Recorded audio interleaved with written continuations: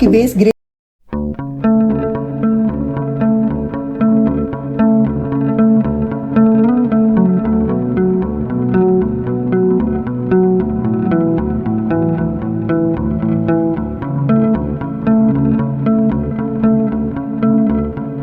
इनका टेक्सचर कैसा है। तो इनकी मुझे थोड़ी ड्राई स्किन लग रही है, तो सबसे पहले हम इनकी स्किन को प्रेप करेंगे, उसके बाद हम मेकअप स्टार्ट करेंगे।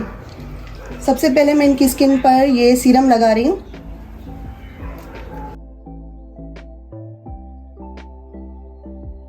पहले तो इनका फेस हमने वॉश करवा दिया था, तो अब मैंने जैसे ही सीरम लगाया तो इनकी स्किन पर हमें ग्लो फील होगी और हाइड्रेट हो जाएगी इनकी स्किन। और फिर हमें नीड होगी तो हम इनके ऊपर मॉइस्चराइज़र भी अप्लाई करेंगे। तो अभी मैं इनकी स्किन को मॉइस्चराइज कर रही हूँ, क्योंकि इनकी स्किन अच्छी खासी ड्राई है। ये मैं मॉइस्चराइज़र यूज़ कर रही हूँ। मॉइस्चराइज़र अप्लाई करने के बाद अब इनकी स्किन हमें अच्छी खासी हाइड्रेट हो गई है, तो अब हम अपना काम स्टार्ट करें। अब हम ये इल्यूमिनेटर प्राइमर इनके ऊपर लगाएंगे। इल्यूमिनेटिंग प्राइमर है क्योंकि इनकी स्किन बहुत ड्राई है, इसी वजह से।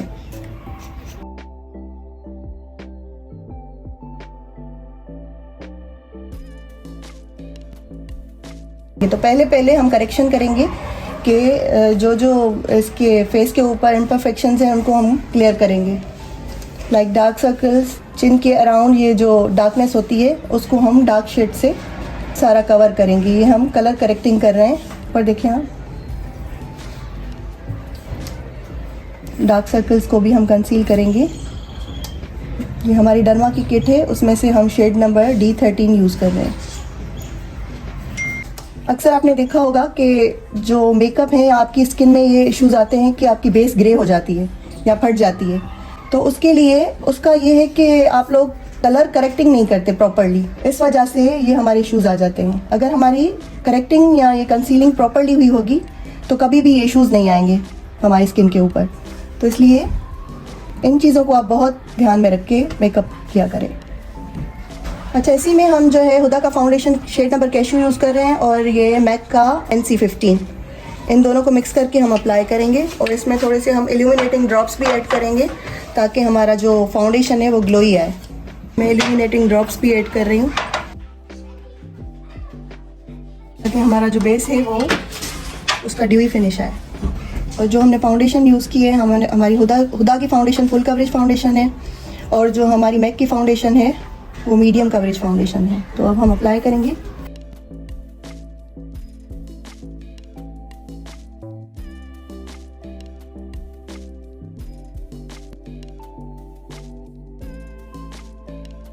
फाउंडेशन अप्लाई करने के बाद अब हम कंटूर करेंगे इनका। तो यहाँ पर मैं क्रीम कंटूर यूज़ कर रही हूँ। उससे क्या होता है कि हमारी स्किन के जो फीचर्स हैं काफ़ी इन्हेंस हो जाते हैं। इस तरीके से मैं पहले जॉ लाइन को करूँगी कंटूर और चीक बोन्स को करूँगी, ताकि हमारे जो फेस के फीचर्स हैं वो बिल्कुल प्रॉपरली नज़र आएँ। और नोज़ को भी इस तरीके से कंटूर करेंगे ताकि हमारी पॉइंटेड नोज़ लगे। अब मैं कंसीलर यूज़ करूँगी शेड फेयर में, उससे मैं फेस के फीचर्स को हाईलाइट करूँगी। तो पहले मैं चीक बोन्स को हाईलाइट करूँगी और नोज़ को और चिन को। टी जोन एरिया ज़्यादातर हमारा हाईलाइट होता है, उससे हमारे फीचर्स और भी ज़्यादा इन्हेंस होते हैं। तो अब मैं उसके साथ ही लिक्विड ब्लश भी यूज़ कर रही हूँ ताकि इन सबको मैं एक साथ ही ब्लेंड करूँ और हमारा प्रॉपर एक कंप्लीट लुक आए। तो अब मैं ब्यूटी ब्लेंडर के साथ इसको ब्लेंड कर रही हूँ इस तरीके से। अच्छा सा हमारा ड्यूई सा फाउंडेशन बन गया है अभी इनका। तो अब हम बेकिंग करेंगे। ट्रांसलूसेंट पाउडर के साथ हम इसकी बेकिंग करेंगे।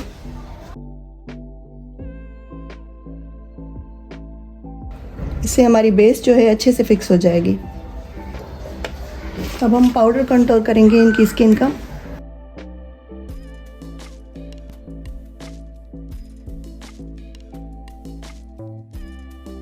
इसके ऊपर मैं नार्स का ब्लश यूज़ करूँगी, शेड डीप थ्रॉट के नाम से। इसका बहुत ही नेचुरल सा प्यारा पिंक कलर आता है और इसमें हल्की सी ग्लो भी होती है। फेवरेट हाइलाइटर पैलेट यूज़ कर रही हूँ, ओफ्रा हाइलाइटर पैलेट। बहुत ही अमेजिंग इसकी पिगमेंट होती है, ये आपको एप्लीकेशन में ही आइडिया हो जाएगा।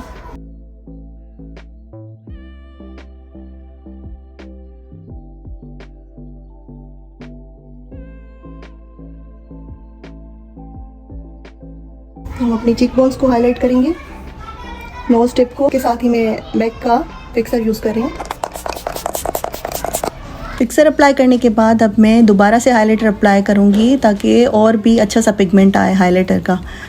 अक्सर काफ़ी ब्यूटिशियंस को ये इशू आता है कि हमारा हाइलाइटर है ना वो उड़ जाता है, तो उसका ये है कि हम फिक्सर के बाद हाइलाइटर अप्लाई करेंगे तो वो कभी भी उड़ेगा नहीं, वो उसी तरीके से ग्लोई इफेक्ट देगा। अब इनके आईब्रोज को डार्क करूँगी।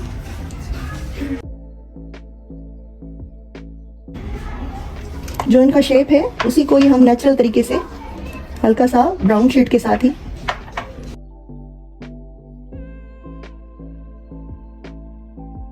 का मैं पहले भी एक डिटेल वीडियो दे चुकी हूँ, तो आप उसको भी देख लीजिएगा। तो उसी तरीके से ही मैंने ये आईब्रोज भी बनाई। लिंक इसकी मैं डिस्क्रिप्शन बॉक्स में दे दूंगी, तो आप वो चेक ज़रूर करिएगा। कार्ड का shape and tape concealer use करूँगी शेड फेयर में। कंसीलर यूज़ करने का फ़ायदा ये है, एक तो हमारे आईब्रोज बहुत अच्छे से क्लीन और शेप उसका बहुत ज़बरदस्त लगता है, और दूसरा ये इसका फ़ायदा होता है कि हमारे जो भी शेड्स हम डिपॉजिट करेंगे वो हमारे प्रॉपरली पॉप अप होके नज़र आते हैं। तो अब सबसे पहले मैं ट्रांजिशन शेड लूँगी। उसके लिए मैं एक पीच सा शेड, सॉफ्ट शेड्स यूज़ करूँगी, जिससे मैं सॉकेट लाइन को ब्लेंड करूँगी अच्छे से। अब मैं उसी पैलेट में से एक डार्क ब्राउन शेड लूँगी जो कि मैं सॉकेट से नीचे अप्लाई करूँगी इस तरीके से, सिर्फ कॉर्नर्स पे, और उसको मैं ब्लेंड कर लूँगी। इस शेड को मैं अंदर की तरफ ब्लेंड करूँगी और सॉकेट के साथ मर्ज कर लूँगी ताकि हमारा पूरा सा ब्लेंडेड सा लुक आए। और ब्लेंडिंग, बहुत आपको ब्लेंडिंग का ख्याल रखना होता है, उससे ही हमें पता चलता है कि आप कितने एक्सपर्ट हैं, अगर आपकी ब्लेंडिंग प्रॉपर हुई होगी तो। जैसा कि मैं अपनी हर वीडियो में आपको बताती हूँ कि ब्लेंडिंग पे ज़्यादा फोकस करना होता है। आज जो हम लुक करने जा रहे हैं ये बिल्कुल बेसिक सा ट्रेंडी लुक है हमारा, जो कि सॉफ्ट में काउंट किया जाता है, तो इसको हम ज़्यादा हैवी लुक नहीं बोलते। आजकल जो ब्राइड्स हैं ना बहुत सॉफ्ट लुक चाहती हैं, तो उस हिसाब से ही हम आज ये मेकअप करेंगे, बिल्कुल सॉफ्ट ट्रेंडी सा लुक करेंगे।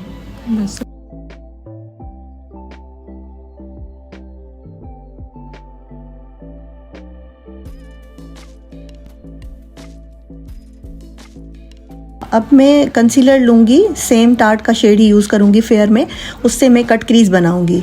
तो उससे क्या होगा कि हमारी जो आइज़ है थोड़ी बड़ी लगेगी, क्योंकि इनकी आइज़ का ऊपर स्पेस इतना ज़्यादा नहीं है। तो और दूसरा ये आपको ख्याल रखना है कि दोनों ही जो हम क्रीज करेंगे इक्वल होनी चाहिए। इस चीज़ का बहुत ज़्यादा आपको ख्याल रखना है। जितनी हमारी नीटली कट क्रीज बनी हुई होगी उतना हमारा लुक अच्छा आएगा। इस तरीके से मैं इसको डी शेप में क्रिएट कर रही हूँ, और इसके कॉर्नर्स फिर हम ब्लेंड कर लेंगे। दोनों को बिल्कुल इक्वल रखना है, जैसा आप देख सकते हैं। और आप दोनों को इक्वल करके आप सामने मिरर में भी चेक कर सकते हैं कि दोनों हमारे इक्वल आए। अब मैं कॉर्नर्स को इस तरीके से ब्लेंड कर लूँगी। अब इसी पैलेट में से मैं ये डल गोल्ड सा शेड लूँगी। इसको मैं फिंगर के साथ अप्लाई करूँगी, क्योंकि फिंगर के साथ मुझे पर्सनली बहुत अच्छा इसका पिगमेंट जो है ना एज इट इज़ ही डिपॉजिट होता है। अगर मैं ब्रश के साथ अप्लाई करूँगी तो वो पिगमेंट आधा ब्रश में चला जाता है और वो मज़ा नहीं आता। पहले मैं फिंगर के साथ इसको डिपॉजिट करके फिर मैं ब्रश के साथ इसको मर्ज कर लूँगी, ताकि इक्वल और प्रॉपर इसका लुक आए।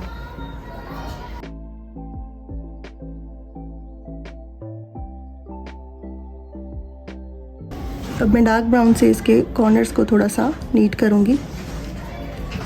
ब्लेंडिंग का बहुत ज़्यादा ख्याल रखना होता है, जो कि हम अपनी हर वीडियो में इसी बात पे हमारा फोकस होता है कि जितनी ब्लेंडिंग अच्छी होगी उतना ही लुक अच्छा आएगा, और उसी से पता चलेगा कि आप कितने एक्सपर्ट हो। काफ़ी ब्रश के साथ मैं इसकी सारे एजेस को भी ब्लेंड कर लूँगी प्रॉपरली, ताकि एक ब्लेंडेड सा लुक आए। अब मैं ओफ्रा के हाइलाइटर पैलेट में से सिल्वर शेड लूँगी और इससे ब्रो बोन और इनर कॉर्नर को हाईलाइट करूँगी, जैसा कि आप देख सकते हैं।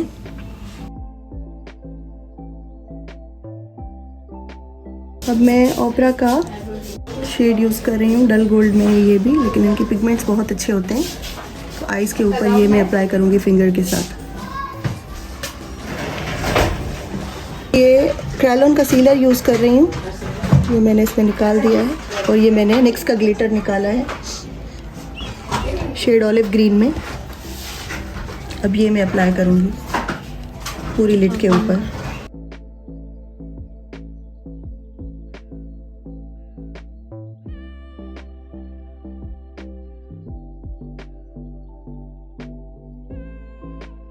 वाली लैशेस अप्लाई करेंगे। ये लैशेस बहुत सॉफ्ट और नेचुरल लगती हैं क्योंकि मुझे पर्सनली बहुत पसंद हैं ये सॉफ्ट नेचुरल लैशेस, क्योंकि ये हमारी असली लैशेस के साथ बहुत अच्छे से ब्लेंड हो जाती हैं और बहुत नेचुरल लुक देती हैं। मैं जेल लाइनर यूज़ कर रही हूँ जिससे मैं इनकी लोअर लैश को शेप दूंगी। पहले मैं लोअर लैश को इस तरीके से मैं शेप दूंगी। लोअर लैश से मैं इसको लाइनर को लगाऊंगी क्योंकि इनकी आंख थोड़ी सी अंदर है, तो फिर मुझे ऐसे लुक देना है कि जैसे आंख थोड़ी बड़ी लगे।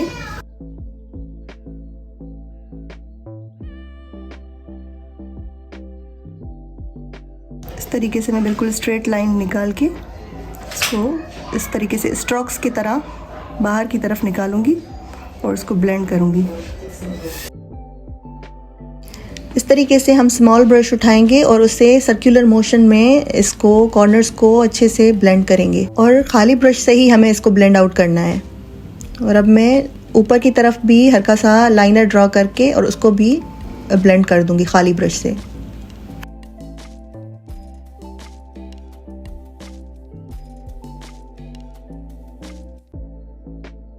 कॉर्नर से बिल्कुल ऐसे लाइन मार्क करूंगी और बिल्कुल बारीक मुझे लाइन निकालनी है इनकी लाइनर की, क्योंकि ज़्यादा मोटा लाइनर आजकल बिल्कुल भी इन नहीं है।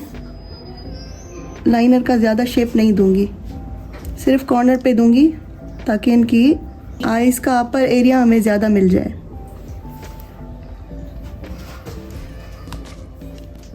क्योंकि इनका स्पेस बहुत कम है यहाँ पे, तो इसलिए मैं लाइनर बहुत ही कम यूज़ करूँगी। जस्ट ये जो हमारी लैश लाइन है उसको हम बस क्लीन करेंगे, जस्ट फिनिशिंग देने के लिए इस तरीके से। अब इसमें से मैं ये वाला शेड यूज़ करूँगी, मतलब जो कि मैं लोअर लैश पे अप्लाई करूँगी इस तरीके से।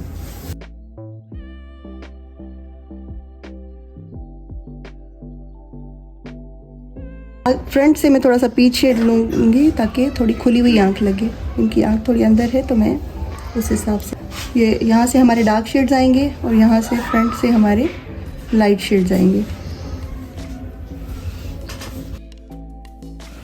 अच्छा, अब मैं वाटर लाइन पे वाइट काजल यूज़ करूँगी ताकि हमारी आंख थोड़ी खुली खुली लगे। अब मैं मस्कारा यूज़ करूँगी। मस्कारा आप कोई सा भी यूज़ कर सकते हैं, बस ये है कि वाटरप्रूफ होना चाहिए मस्कारा, क्योंकि अक्सर जो ब्राइड्स हैं वो समटाइम्स उनकी आंख से आंसू वगैरह भी निकलते हैं, तो उस चीज़ का भी हमें ख्याल रखना पड़ता है कि मस्कारा वाटरप्रूफ होना चाहिए, नहीं तो वो सारा बह जाता है। तो इस चीज़ का आपको बहुत ज़्यादा ख्याल रखना है।